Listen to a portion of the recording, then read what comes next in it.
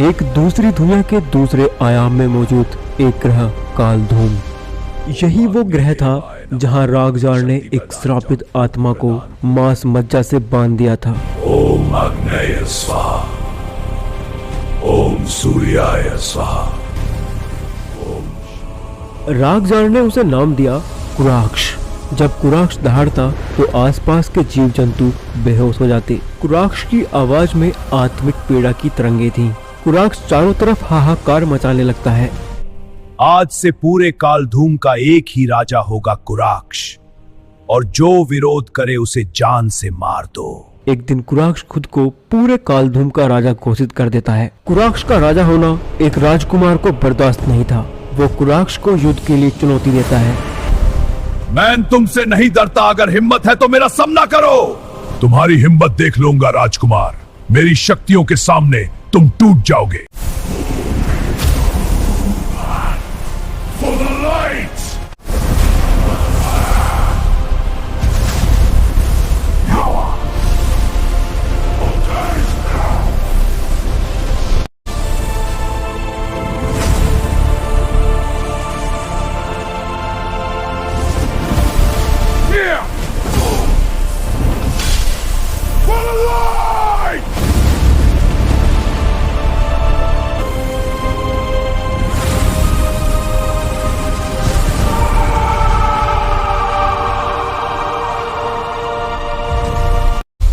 जो भी मेरे खिलाफ जाएगा उसको ऐसी ही दर्दनाक मौत नसीब होगी। उस दिन पूरा कालधूम अपने घुटनों पर आकर कुराक्ष को अपना राजा मान लेता है। एक ऐसी आत्मा जो ना नियति से जन्मी है और ना नियति से राज करेगी। अब धीरे धीरे कुराक्ष का आतंक ध्यान तारा गैलेक्सी के हर उस ग्रह तक पहुंचने लगा था जहां पर जीवन मौजूद था। कुराक्ष रात के अंधेरे में आता और ग्रह पर मौजूद शक्तिशाली लोगों की आत्माएं चुरा कर ले जाता। शक्तिशाली लोगों की आत्माओं के सेवन से कुराक्ष की आयु बढ़ती थी। कुराक्ष के इन घिनौने कारनामों से प्रकृति उससे नाराज हो जाती है। तभी एक भविष्यवाणी होती है। कुराक्ष, तेरा अंत नजदीक आ गया है। तुझे खत्म करने वाला कहीं दूर दूसरे ग्रह पर जन्म ले रहा है। कुराक्ष ने अपनी मृत्यु को पैदा होते ही मार दिया था। इस संसार में कुराक्ष को मारने वाला कोई नहीं हो सकता। कहीं दूर दूसरे ग्रह पर इन सभी बातों से अनजान एक बच्चा एक बहादुर महिला की गर्भ से जन्म ले रहा था।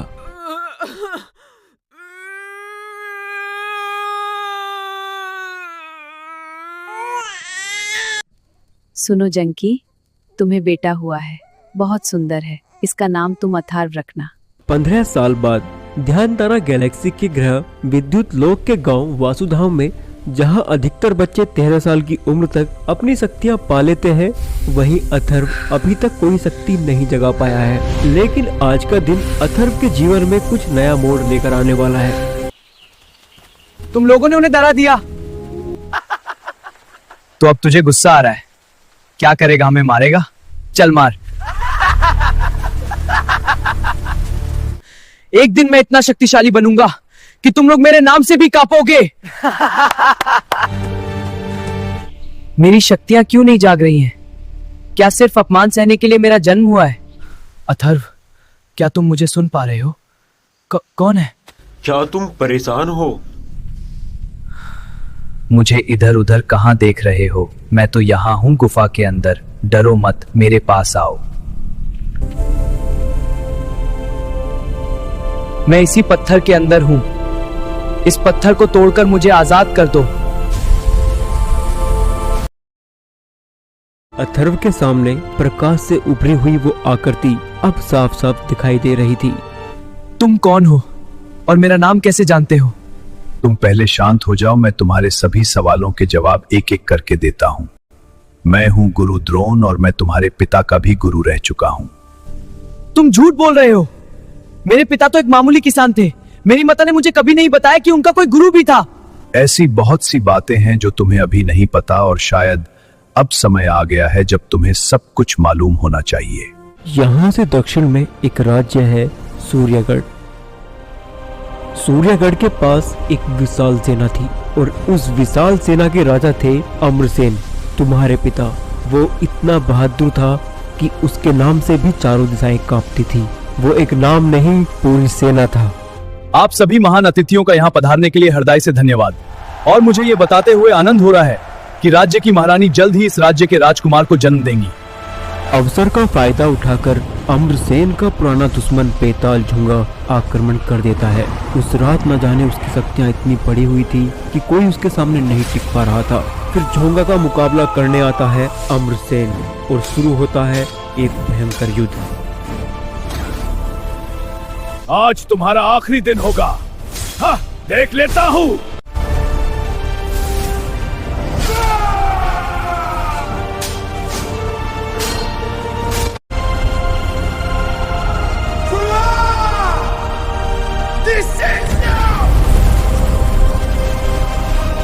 उसका ही अपना एक गद्दार मंत्री अंकुर सहदेव उसकी पीठ में छुरा भोंक देता है, लेकिन तब तक वहां से महारानी जानकी को सुरक्षित निकाल दिया गया था। अपने पिता की मृत्यु की बात सुनकर अथर्व की आंखें प्रतिशोध की ज्वाला से भड़क उठती हैं। अथर्व चीखते हुए कहता है, वो एक दिन जरूर आएगा जब मैं अपने पिता की मृत्यु का बदला लूंगा और अपना साम्राज्य वापस हासिल करूंगा। गुरुदेव, मैं तुम्हारे पैर पकड़ता हूँ, मुझे इतना शक्तिशाली बनाइए, मेरे नाम से ये दुनिया, ये पूरा ब्रह्मांड कांप उठे। बिल्कुल मेरे बच्चे, मैं भी तुम्हें शक्तिशाली बनते देखना चाहता हूँ ताकि तुम अपने पिता का बदला ले सको। लेकिन उससे पहले हमें कुछ काम करने होंगे। सबसे पहले तुम्हारी शक्तियों को जागृत करने के लिए मगवॉट का काढ़ा तैयार करना होगा। मैं तुम्हें कुछ जड़ी बूटियां लिख कर दे रहा हूं, तुम कल इसी स्थान पर उनको लेकर आना। गुरुदेव, ये जड़ी बूटियां काफी महंगी लग रही हैं। मेरे पास इतने पैसे नहीं है जो मैं इन्हें खरीद सकूं। तुम्हें इन जड़ी बूटियों की कीमत की चिंता करने की जरूरत नहीं है। तुम्हें बस ये जड़ी बूटियां अपनी मात को ले जाकर दिखानी है। माँ, क्या तुम किसी द्रोण को जानती हो? तुमने ये नाम कहाँ सुना? माँ, आज जंगल में मुझे एक महात्मा मिले थे। उन्होंने बताया कि हमारा एक विशाल साम्राज्य था और मेरे पिता की हत्या की गई थी। माँ, क्या ये सच है? हाँ, ये सब सत्य है। तो फिर आपने आज तक मुझे ये सब बताया क्यों नहीं? मुझे एक सही समय का इंतजार था। अच्छा, ये सब छोड़ो, क्या गुरु द्रोण ने मेरे लायक कोई काम बताया है? हाँ, उन्होंने मुझे आपको एक कागज देने के लिए कहा था।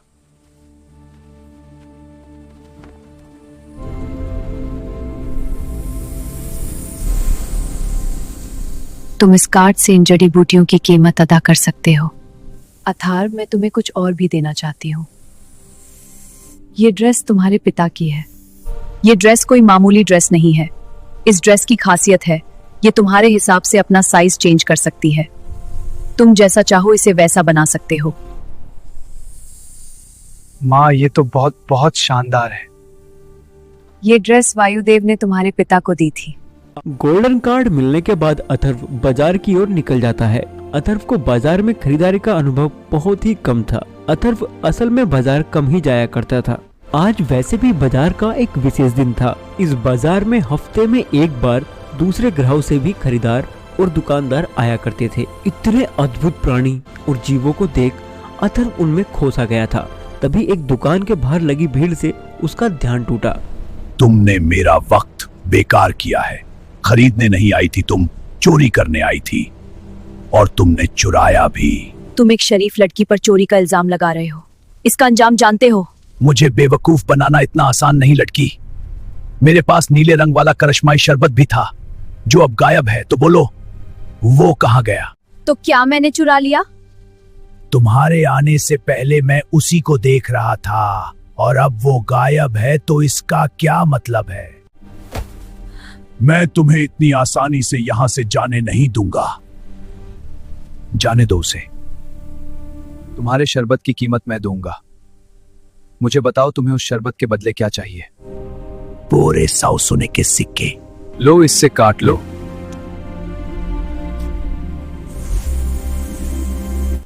तुम्हें सिक्के देने की कोई जरूरत नहीं थी, मैं खुद संभाल लेती। भलाई का तो जमाना ही नहीं रहा। तुम्हें तो मेरा शुक्रिया करना चाहिए उस राक्षस से बचाने के लिए। मैं तो बल्कि तुम्हारी वजह से और मुसीबत में पड़ गया हूँ। मुझे कुछ जड़ी बूटियां खरीदनी थी और अब मुझे नहीं पता कि मेरे पास उतने सिक्के होंगे भी या नहीं। लगता है तुम यहाँ पहली बार आए हो। चलो, मैं तुम्हारी कुछ मदद कर देती हूँ। मैं एक दुकानदार को जानती हूँ जहाँ से अच्छी और सस्ती जड़ी बूटियां मिल जाएंगी। ये देखो, पहाड़ी सुगंध जड़ी बूटी। ये घाव भरने के काम आती है। जल्दी से ये जड़ी बूटियां ले आओ। ये एक उलूक है। इन जीवों को इंसानों से कहीं ज्यादा जड़ी बूटियों की समझ होती है। तुम्हारे लिए 800 सोने के सिक्के। मैं तुम्हारी परमानेंट कस्टमर हूँ। जो डिस्काउंट मुझे देते हो उसके बाद बताओ। फाइनल 500 सिक्के। क्या तुम इस थैली को ऐसे ही हाथ में ले जाने वाले हो? मुझे लगता है तुम्हें एक स्टोरेज डिवाइस खरीद लेना चाहिए। स्टोरेज डिवाइस मतलब? स्टोरेज डिवाइस एक ऐसा डिवाइस होता है जिसमें छोटे से डिवाइस में जादू की मदद से किसी बड़े से स्पेस को फिट कर दिया जाता है। लो आ गई स्टोरेज शॉप। अजीब है, इस ब्रेसलेट की शक्तियां मुझे बुला रही हैं। यह तो कमाल हो गया। क्या गुरु द्रोण की बताई औषधियों को लेने अथर्व बाजार पहुंच जाता है। वहां उसकी मुलाकात एक लड़की से होती है जो उसकी औषधियां खरीदने में मदद करती है। तुम्हारी हेल्प करके मुझे फायदा ही हुआ। वैसे मेरा नाम अथर्व है, और तुम्हारा? मेरा नाम मीरा है। तुमसे मिलकर अच्छा लगा अथर्व। अथर्व और इरा दोनों ही अपने अपने रास्ते चले जाते हैं। अथर्व गुरुदेव के बताए स्थान पर पहुंच जाता है। गुरुदेव, आपकी बताई जादी बूटियां मैं ले आया हूँ। गुरु द्रोण अथर्व से जड़ी बूटियां लेकर जादुई कढ़ाई में डाल देते हैं। फिर मगवर्ड का काढ़ा तैयार होने लगता है। जब मगवर्ड का काढ़ा तैयार हो जाता है, गुरुदेव एक प्याला भरकर अथर्व को पीने को देते हैं। अथर्व जल्दी से उस प्याले को पी जाता है। जैसे जैसे काढ़ा उसके पेट तक जाता है, वैसे वैसे ही उसकी शक्तियों की नाड़ियां जागृत होने लगती हैं और शक्तियों की बड़ी बड़ी लहरें उसकी नसों में बहने लगती हैं। शक्तियों के प्रेशर को अथर्व बड़ी मुश्किल से सहन कर पा रहा था। अथर्व को असहनीय पीड़ा सहन करनी पड़ रही थी।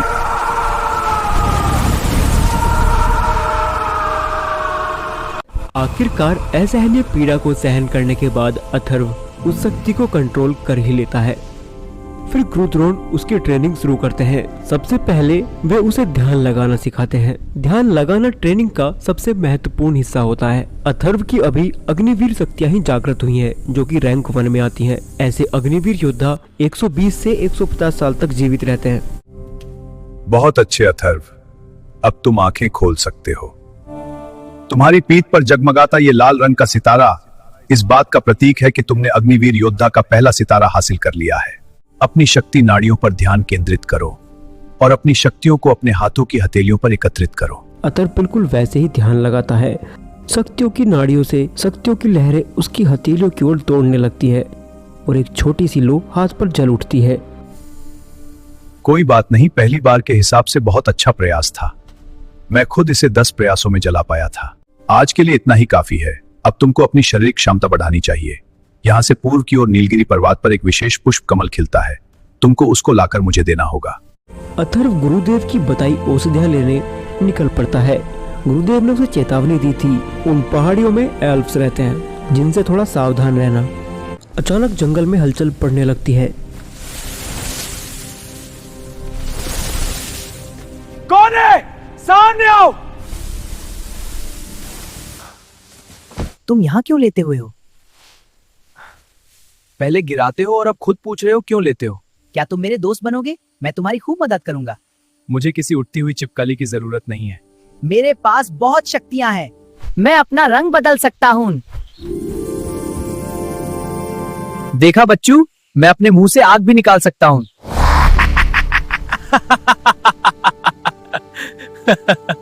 तुमने सही कहा था, मैं किसी काम का नहीं हूँ। इसलिए मेरे माँ बाप भी मुझे छोड़कर चले गए। क्या तुम मुझसे दोस्ती करोगे?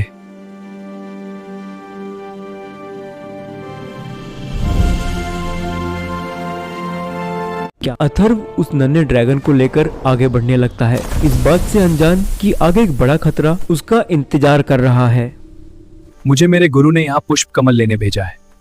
उन्होंने कहा था वो तब खिलता है जब आसमान में पूरा चांद होता है, और आज वही रात है। सावधान अथर्व, यहाँ कोई और भी है। मुझे किसी की शक्तियां महसूस हो रही हैं। नन्हे ड्रैगन की बात सुनकर अथर्व चौंकाना हो जाता है। तभी 2 रहस्यमयी शक्तियां उसके सामने आ धमकती हैं। हमारे जंगल में क्या करने आया है? मैन क्या मैन कर रहे हो? साफ साफ बताओ। मुझे बस कुछ जड़ी बूटियों की तलाश है जो इन जंगलों में मिलती हैं। एक और इंसान आया पुष्प कमल की तलाश में। तुम जैसे लोग यहाँ से जिंदा वापस नहीं जाते। मुझसे दूर ही रहना। अथर्व उन एल्व्स पर हमला करता है, लेकिन पहले ही वार में उनसे हार जाता है। वे एल्व्स अथर्व को कैद कर लेते हैं और दिव्य जानवर यानी छोटे ड्रैगन को कैद कर लेते हैं। छोड़ दो उसे, वरना मुझसे बुरा कोई नहीं होगा। छोटा ड्रैगन उसके हाथों में फड़फड़ाता है, लेकिन जल्द ही वो उसे अपनी स्टोरेज रिंग में रख लेता है। इस तरह के दिव्य जानवरों के एक बूंद रक्त से किसी की शक्तियों का एक सितारा बढ़ाया जा सकता है। अचानक आसमान से बहुत से तीर बरसने लगते हैं। दोनों एल्फ्स घबराकर इधर उधर देखते हैं। तभी पेड़ों के बीच सरसराहट होती है। हमारे काम में दखल अंदाजी करने की तुम्हारी हिम्मत कैसे हुई? कपाला, तुम्हें मालूम होना चाहिए तुम किससे बात कर रहे हो। तुम्हारे लिए अच्छा होगा तुम उस ड्रैगन को वापस कर दो और इस लड़के को जाने दो। तुम्हें क्या लगता है मैं तुमसे या तुम्हारे परिवार से डरता हूं? बिल्कुल नहीं। अच्छा होगा तुम यहां से चली जाओ। तो अंजाम के लिए तैयार रहो। गांडीव, ये तुम्हारे पास कहां से आया? हमें क्षमा करें, हम वो ड्रैगन लौटाते हैं। तुम बिल्कुल पागल हो। तुम्हें अकेले रात में इस जंगल में नहीं आना चाहिए था, वो भी आज की रात। मैं पागल नहीं हूं, मुझे बस ताकतवर बनना है, और इसके लिए भले ही मेरी जान क्यों ना चली जाए। अथर्व इरा को सभी बीती बातें बताने लगता है, क्यों ताकतवर बनना उसके लिए इतना जरूरी है। तब इरा भी उससे माफी मांगते हुए कहती है, पुष्प कमल पाने में मैं भी तुम्हारी मदद करूंगी। हमें इस पहाड़ी को पार करते हुए इस जगह पहुंचना होगा। यही वह स्थान है जहां आज रात वह कमल खिलने वाले हैं। क्या? अथर्व और इरा दोनों ही उस जादुई लेक के पास पहुंच जाते हैं। वहां का नजारा बेहद अद्भुत और शानदार था, लेकिन वहां एक अजीब सा सन्नाटा छाया हुआ था, जैसे तूफान के आने से पहले की खामोशी। क्या ये सभी दिव्य कमल है? नहीं, ये तो साधारण कमल है। वो दिव्य कमल सतह के ऊपर नहीं, अंदर खिलता है। वो मात्र एक ही होगा। तुम्हें उसको हासिल करने के लिए अकेले इस पानी के अंदर जाना होगा।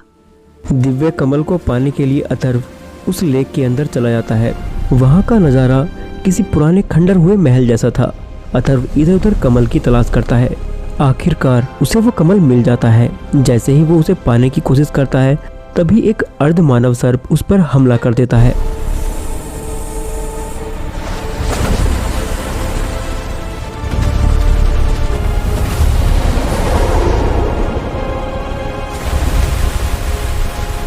अर्ध सर्प मानव अथर्व को मारने ही वाला था कि तभी उसकी ओर नागपाश आने लगता है। ये एक ऐसा हथियार है जिससे सभी जानवर डरते हैं। मुझे आज कोई नहीं रोक सकता।